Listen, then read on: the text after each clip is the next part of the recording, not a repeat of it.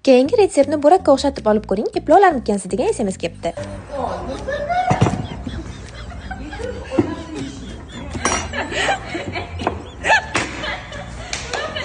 Manimcha videoni ko'rib eplolmaydi bu deb o'yladilaring-a? To'xtanglar. Eplashga harakat qildim. Burakni o'zini atmetka qilib ketinglar, ichiga uzilib qolmasa balki ko'rar videomizni.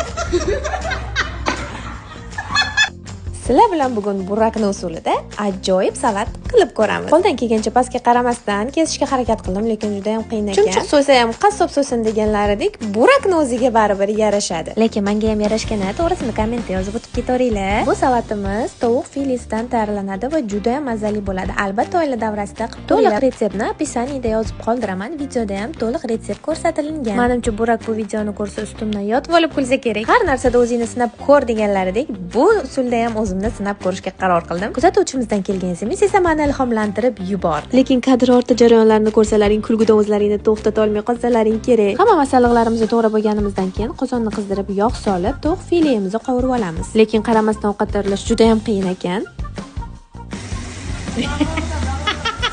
Hammasidan ham kadr ortidagi qizlarga mazza bo'ldi, ustimdan rosa mazza qilib kulishdi. Tovuq filesini yaxshilab qovurib olamiz va to'g'ragan masalliqlarimni kattaroq idishga solib oldim. Qovurilib turgan tovuq fileni ustiga ziravorlarni solib, yaxshilab aralashtirib, ozgina muddatga dimlab qo'ydim. Sizlarga shu joyda savol berib o'tib ketaman. Mana shunaqangi kontentlarim sizlarga yoqyaptimi? Yoqayotgan bo'lsa, plus belgisini qo'yib o'tib ketinglar. Iltimos, juda ham xursand bo'laman. Tovuq filemiz ustiga soyani solib, yaxshilab qovurib, ozgina muddatga dimlab qo'yamiz.